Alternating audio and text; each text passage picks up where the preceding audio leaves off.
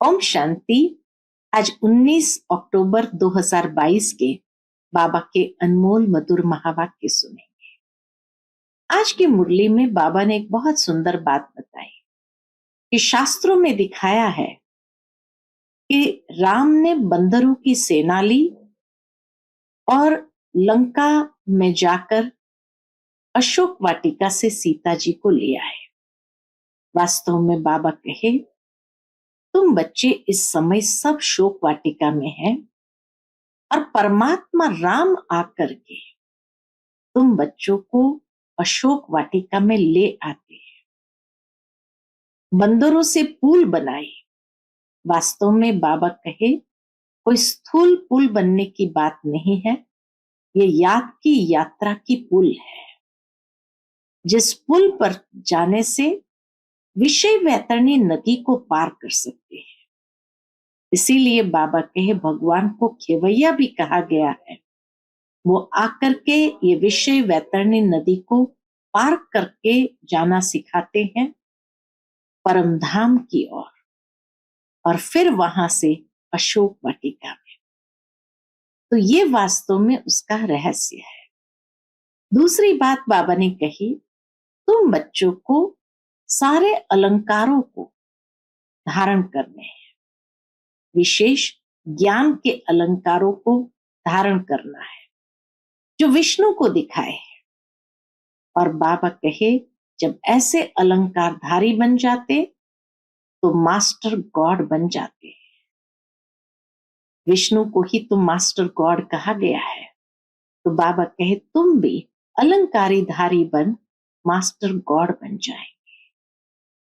साथ ही साथ बाबा बच्चों को अटेंशन भी खिंचवा रहे हैं कि बच्चे हमेशा याद रखो कि बाप का राइट हैंड धर्मराज है। इसीलिए ऐसा कोई कर्म नहीं करना है जिससे धर्मराजपुरी की सजा खानी। तो सुनते हैं बाबा के मधुर महावाक्य। ओम शांति। मीठे बच्चे, बाप आए हैं तुम्हें सब गुटकों से छुड़ाने। तुम अभी इस शोक वाटिका से अशोक वाटिका में चलते हो, इस विषय वैतरणी नदी से पार जाते हो। प्रश्न है आज की मुरली से, याद में बैठते समय किस बात का विघ्न नहीं पड़ता और किस बात का विघ्न पड़ता है? उत्तर, याद में बैठने के समय किसी भी आवाज का या शोरगुल का विघ्न नहीं पड़ता, वो ज्ञान में पड़ता है। थोड़ा भी शोर होता तो ज्ञान में वो विघ्न पड़ता है, लेकिन याद में माया का विघ्न जरूर पड़ता है। माया याद के समय ही विघ्न डालती है। कैसे डालती है? अनेक प्रकार के संकल्प विकल्प ले आती है। इसलिए बाबा कहते, बच्चे सावधान रहो, माया का गुस्सा मत खाओ। शिव बाबा जो तुम्हें अपार सुख देता है, सर्व संबंधों की सैक्रीन है, उसे बहुत बहुत प्यार से याद करो। याद में तीखी दौड़ी लगाओ। आज की मुरली से पहले गीत बजा है, रात के राही थक मत जाना, सुबह की मंजिल दूर नहीं। ओम शांति। मीठे मीठे बच्चे जो यात्रा पर है, वैसे जो बैठे हैं उनको यात्रा पर थोड़ी कहा जाता। यह यात्रा कैसी वंडरफुल है। दुनिया में कोई बैठे तो यात्रा पर है ऐसे नहीं कहेंगे, लेकिन यहाँ बैठे बैठे हम यात्रा पर है। कौन सी यात्रा है? शांति की यात्रा, शांति धाम में जाने की यात्रा। रावण के राज्य में गुटखा खाकर मरना होता है। एक सत्यवान सावित्री की कहानी है ना, कि काल से भी सावित्री सत्यवान की आत्मा को वापस ले आई। वास्तव में ऐसी कोई बात है नहीं। बाकी आधा कल्प काल खाता है, अंत में गुटका आता है ना, हिचकी आती है। रावण जिसको वर्ष वर्ष जलाते रहते हैं, वह हमारा दुश्मन है, ये नहीं जानते। बाबा कहते हैं, मैं आया हूं तुमको शोक वाटिका से निकाल अशोक वाटिका में ले जाने, जहां गुटखा खाना नहीं होता। यहाँ तो अनेक प्रकार के गुटके हैं। माँ बाप पति बच्चों के गुटके खाते रहते हैं। पति विकार में फंसाते हैं। बाप आकर इन सब गुटकों से छुड़ाते हैं और नई दुनिया में ले जाते हैं।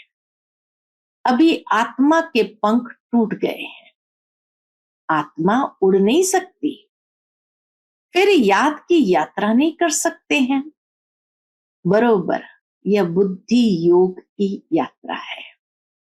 लिखा है ना, मन मना भव। इनका अर्थ कोई यात्रा थोड़ी समझते हैं। कहते हैं राम ने बंदरों की सेना ली और बंदरों ने पुल बनाए। बंदर पुल कैसे बनाएंगे? यह तुम्हारी याद की यात्रा की पुल बन रही है, जिस पुल से तुम विषय वैतरणी नदी पार हो जाते हो। बाप इस नदी में तैरना सिखाते हैं। केवैया है ना, विषय वैतरणी नदी से पार कराए शिवालय में ले जाते हैं। कहते हैं अमृत छोड़ विष काहे को खाए।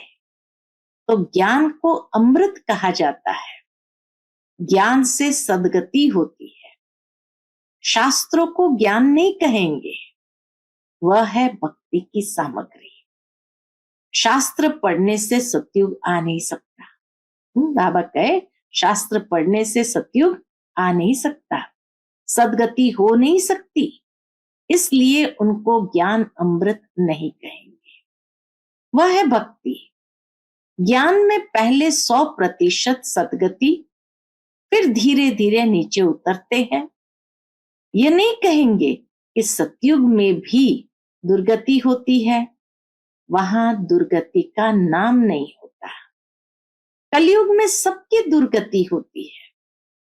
तुम जानते हो सर्व पर दया करने वाला बाप एक ही है, जिसको श्री श्री कहा जाता है। फिर श्री श्री का टाइटल सब पर रख देते हैं। श्री कहा जाता है देवताओं, श्री लक्ष्मी नारायण, श्री राम सीता। तो ऐसा श्री बनाने वाले को श्री श्री कहा जाता है। तुम बाप के सामने प्रतिज्ञा करते हो कि हम कभी विकार में नहीं जाएंगे। अगर प्रतिज्ञा कर फिर भूल की, तो बाप का राइट हैंड धर्मराज भी बैठा है। धर्मराज माफ नहीं करेगा। बाप भी गुप्त, ज्ञान भी गुप्त, मर्तबा भी गुप्त। यह सिर्फ तुम बच्चे ही जानते हो कि हमको श्रीमत देने वाला कोई मनुष्य नहीं हो सकता। बाबा कहे हमको श्रीमत देने वाला कोई मनुष्य हो नहीं सकता। प्रजापिता ब्रह्मा द्वारा बाप रचना रचते हैं। प्रजापिता सूक्ष्म वतन में तो होता नहीं, जरूर यहां ही होगा। तुम बच्चे समझ गए हो कि ब्रह्मा इस समय ब्राह्मण है। इनको भविष्य में बादशाही मिलती है। देवताएं पति दुनिया में तो राजाई कर न सके, तो पुरानी दुनिया का विनाश चाहिए। विनाश होना भी है जरूर, अभी थोड़ी देरी है। तुम्हारा अभी नए झाड़ का सैपलिंग ही पूरा नहीं लगा है। आगे गाते थे त्वमेव माताश्च पिता त्वमेव। सबके आगे ये महिमा गाते रहते हैं, समझते कुछ भी नहीं। अच्छा विचार करो, ब्रह्मा माता कैसे हो सकते? लक्ष्मी नारायण को भी अपनी राजाई चलती, तो उनको माता पिता कह नहीं सके, उनको भी माता पिता कह न सके। तो इस समय परमपिता परमात्मा प्रैक्टिकल में माता पिता का पाठ बजा रहे हैं। फिर भक्ति मार्ग में महिमा गाई जाती है, उसमें भी पहले पहले शिव बाबा को त्वमेव माताश्च पिता कहते हैं, पीछे लक्ष्मी नारायण सीताराम सबको कहते रहते हैं। अकल तो कुछ है नहीं, शिव बाबा है सैक्रीन, ये मनुष्य मात्र सब आसुरी मत पर दुख ही देते हैं और मैं सबके एवज में सबसे जास्ती सुख देता हूं। मैं दाता हूं, मैं तुम बच्चों को श्रीमत देता हूं। बाबा कहे मैं दाता हूं, मैं तुम बच्चों को श्रीमत देता हूं कि बच्चे तुम जितना याद की यात्रा पर रहेंगे, स्वदर्शन चक्र फिराएंगे, कमल फूल समान बनेंगे, उतना ऊंच पद पाएंगे। इन अलंकारों का अर्थ कोई समझा ना सके। अलंकार तुम ही धारण करते हो, निशानी विष्णु को दे दी है, तीसरा नेत्र भी देवताओं को दे दिया है। वास्तव में तीसरा नेत्र भी तुमको मिलता है। त्रिनेत्री त्रिकालदर्शी अक्षर है ना, इसका अर्थ भी इस समय तुम आत्मा की बुद्धि में है। आत्मा की बुद्धि में ही सब कुछ रहता है। मेरी आंख, नाक, कान भी शरीर नहीं कहता है, आत्मा कहती है यह मेरा शरीर रूपी महल है। आत्मा को मालूम पड़ा है कि मुझ आत्मा में 84 जन्मों का पाठ नूंदा हुआ है। कितनी गुप्त बातें हैं। आत्मा को रॉकेट भी कहते हैं। जिस आत्मा को शरीर छोड़ लंदन में जाना होगा तो सेकंड में चली जाएगी। उन्होंने कितना तीखा रॉकेट बनाया है जो सुबह चले तो शाम को पहुंच जाए। आगे स्टीमर में 3-4 मास लग जाते थे, विदेश पहुंचने में भी 3-4 मास लग जाते थे। अभी भी स्टीमर में 1 मास लग जाता है, एरोप्लेन में 1 दिन। परंतु आत्मा बहुत तीखी रॉकेट है जो 1 सेकंड में पहुंच जाती है, जो कोई भी देख ना सके। तुम आत्मा का ऑल राउंड पार्ट है। बाबा कहे तुम आत्माओं का ऑल राउंड पार्ट है। अच्छा, परमात्मा का पार्ट क्या है? द्वापर से मेरा साक्षात्कार कराने का पार्ट है। जो जिस भावना से मुझे याद करता है उनकी मनोकामना पूर्ण करता हूं। अभी मेरा ज्ञान देने का पार्ट है, पतितों को पावन बनाने का पार्ट है। तुमको मास्टर नॉलेजफुल गॉड के बच्चे मास्टर गॉड बनाता हूं। बाबा आकर बच्चों को मास्टर नॉलेजफुल गॉड के बच्चे मास्टर गॉड बनाता हूं। इतना नशा चढ़ा दिया बाबा ने। जिन्होंने कल्प पहले पुरुषार्थ किया था वही करेंगे। बच्चे कहते हैं कल्प पहले आए थे और फिर से वर्षा ले रहे हैं। कल्प पहले आए थे और फिर से वर्षा ले रहे हैं। किसके पास? माता पिता के पास। सरस्वती सबकी माता है, उनकी माता है या ब्रह्मा। सरस्वती की माता है या ब्रह्मा, इनकी माता तो कोई है नहीं। शिव बाबा खुद कहते हैं तुम मेरी वन्नी यानी पत्नी हो। तो फिर मैं कहता हूं पति बिगर खाना मैं कैसे खाऊं? ब्रह्मा बाबा भी कहता है पति बिगर खाना मैं कैसे खाऊं? तो अच्छा, शिव बाबा और हम दोनों इकट्ठे खाते हैं, नशा तो रहता है ना। तुम भी खुद कहते हो कि बाबा दलाल बन आया है अपने साथ सगाई कराने। तुम श्रीमत पर परमात्मा के साथ सबकी सगाई कराते हो। पंडितों ने जो विकार का हथियाला बांधा है वह बाप कैंसल कराते हैं। बाप कहते हैं तुम ज्ञान चिता पर बैठो तो गोरे बनेंगे, काम चिता पर बैठ तुम काला मुंह क्यों करते हो? श्याम सुंदर का अर्थ तुम जानते हो। श्री कृष्ण है सुंदर, अभी तो वह भी श्याम है। अब बाप ने आकर अपना परिचय दिया है। तुम हो पतित पावन गॉड फादर के स्टूडेंट। बाबा कहे तुम हो पतित पावन गॉड फादर के स्टूडेंट। तो ये पाठशाला है। पाठशाला में पढ़ाई होती है, मेहनत करनी पड़ती है, और उन सत्संगों में मेहनत नहीं है।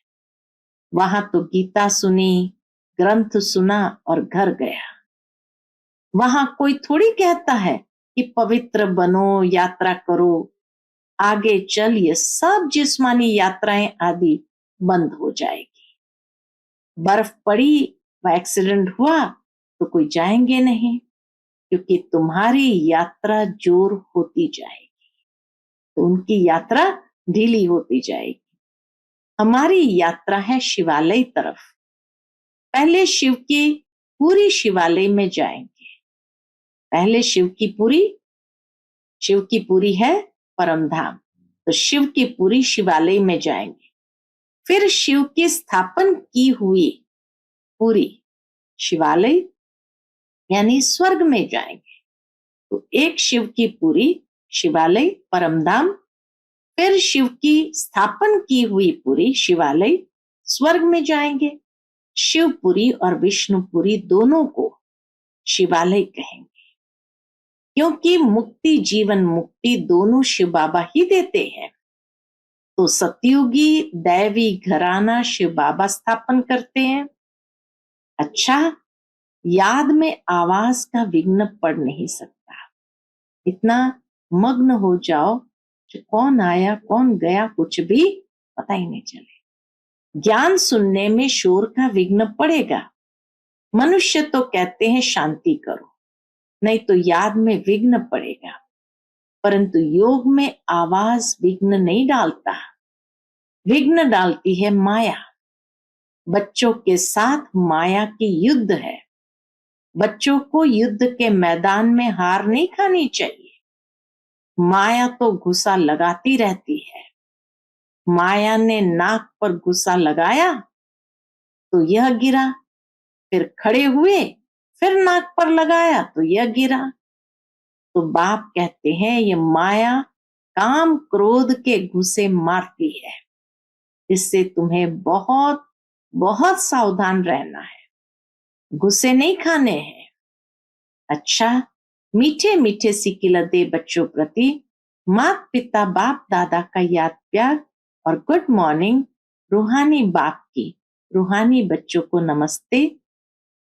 हम सब रूहानी बच्चों की रूहानी माता पिता बाप दादा को याद प्यार, गुड मॉर्निंग और नमस्ते।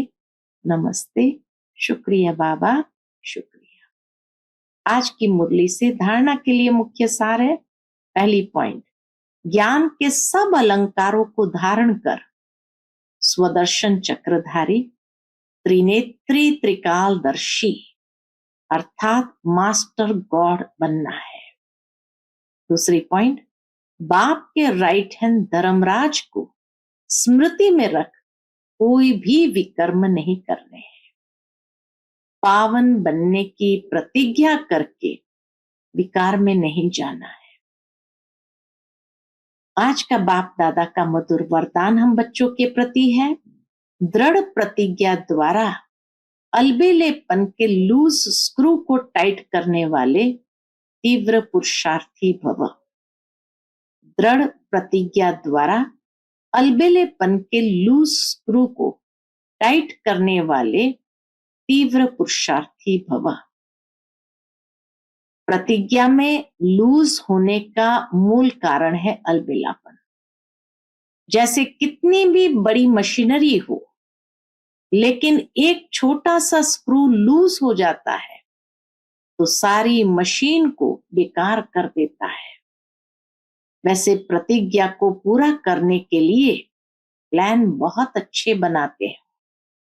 प्रतिज्ञा को पूरा करने के लिए प्लान बहुत अच्छे बनाते हो, पुरुषार्थ भी करते हो, लेकिन पुरुषार्थ व प्लान को कमजोर करने का स्क्रू एक ही है। पुरुषार्थ व प्लान को कमजोर करने का स्क्रू एक ही है। कौन सा? अलबेलापन। वह नए नए रूप में आता है। इसी लूज स्क्रू को टाइट करो। मुझे बाप समान बनना ही है, इसी दृढ़ संकल्प से तीव्र पुरुषार्थी बन जाएंगे। आज का स्लोगन है, बेहद की वैराग्य वृत्ति ही समय की समीपता का फाउंडेशन है। बेहद की वैराग्य वृत्ति ही समय की समीपता का फाउंडेशन है। फिर मातेश्वरी जी के अनमोल मधुर महावाक्य है, अभी तो ये सारी दुनिया जानती है कि परमात्मा एक है। उसी परमात्मा को कोई शक्ति मानते हैं, कोई कुदरत कहते हैं, मतलब तो कोई ना कोई रूप में जरूर मानते हैं। तो जिस वस्तु को मानते हैं अवश्य वह कोई वस्तु होगी। अब तो उनके ऊपर नाम पड़े हैं, परंतु उस एक वस्तु के बारे में इस दुनिया में जितने भी मनुष्य है उतनी मतें हैं। ईश्वर के बारे में आज एक मत नहीं है, अनेक मतें हैं, परंतु चीज फिर भी एक ही है। उसमें मुख्य 4 मतें सुनाते हैं। कोई कहता है ईश्वर सर्वत्र है, सर्वव्यापी है। कोई कहता है ब्रह्म ही सर्वत्र है। कोई कहते हैं सर्वत्र ब्रह्म ही ब्रह्म है। कोई कहता है ईश्वर सत्यम माया मिथ्यम। कोई कहता ईश्वर है ही नहीं, कुदरत ही कुदरत है। वो फिर ईश्वर को नहीं मानते। अब यह है इतनी मतें। वो तो समझते हैं जगत प्रकृति है, बाकी कुछ है ही नहीं। अब देखो, जगत को मानते हैं, परंतु जिस परमात्मा ने जगत रचा उस जगत के मालिक को नहीं मानते। दुनिया में जितने अनेक मनुष्य हैं, उन्हों की इतनी मतें हैं, आखिरन भी इन सभी मतों का फैसला स्वयं परमात्मा आकर करता है। इस सारे जगत का निर्णय परमात्मा आकर करता है, अथवा जो सर्वोत्तम शक्तिमान होगा, अथवा जो सर्वोत्तम शक्तिवान होगा वही अपनी रचना का निर्णय विस्तार पूर्वक समझाएगा। वही हमें रचता का भी परिचय देते हैं और फिर अपनी रचना का भी परिचय देते हैं। कई मनुष्य ऐसे प्रश्न पूछते हैं, हमको क्या साबिती है, अर्थात क्या प्रूफ है कि हम आत्मा है। अब इस पर समझाया जाता है, जब हम कहते हैं अहम आत्मा उस परमात्मा की संतान है। अब यह है अपने आप से पूछने की बात, हम जो सारा दिन मैं कहता रहता हूं वो कौन सी पावर है? और फिर जिसको हम याद करते हैं वो हमारा कौन है? जब कोई को याद किया जाता है तो जरूर हम आत्माओं को उन्हों द्वारा कुछ चाहिए। हर समय उनकी याद रहने से ही हमको उस द्वारा प्राप्ति होगी। देखो, मनुष्य जो कुछ करता है जरूर मन में कोई न कोई शुभ इच्छा अवश्य रहती है। कोई को सुख की, कोई को शांति की इच्छा है, तो जरूर जब इच्छा उत्पन्न होती है तो अवश्य कोई लेने वाला है, और जिस द्वारा वो इच्छा पूर्ण होती है वो अवश्य कोई देने वाला जरूर है। तभी तो उनको याद किया जाता है। अब इस राज को पूर्ण रीति से समझना है, वह कौन है? ये बोलने वाली शक्ति मैं स्वयं आत्मा हूं, जिसका आकार ज्योति बिंदु मिसल है। जब मनुष्य स्थूल शरीर छोड़ता है तो वो निकल जाती है, बल इन आंखों से नहीं दिखाई पड़ती है। वो आत्मा इन आंखों से नहीं दिखाई पड़ती है। अब इससे सिद्ध है कि उसका स्थूल आकार नहीं है, परंतु मनुष्य महसूस अवश्य करते हैं कि आत्मा निकल गई, तो हम उसको आत्मा ही कहेंगे। जो आत्मा ज्योति स्वरूप है तो अवश्य उस आत्मा को पैदा करने वाला परमात्मा भी उसके ही रूप मुआफिक होगा। जो जैसा होगा उसकी पैदाइश भी वैसी होगी। फिर हम आत्माएं उस परमात्मा को क्यों कहते हैं कि वो हम सर्व आत्माओं से परम है? क्योंकि उनके ऊपर कोई भी माया का लेप छेप नहीं है। बाकी हम आत्माओं के ऊपर माया का लेप छेप अवश्य लगता है, क्योंकि हम जन्म मरण के चक्र में आती है। अब यह है आत्मा और परमात्मा में फर्क। अच्छा, Om Shanti. To watch Peace of Mind channel videos on YouTube, subscribe us on youtube.com/tvpeaceofmind. Just a click for a peaceful life.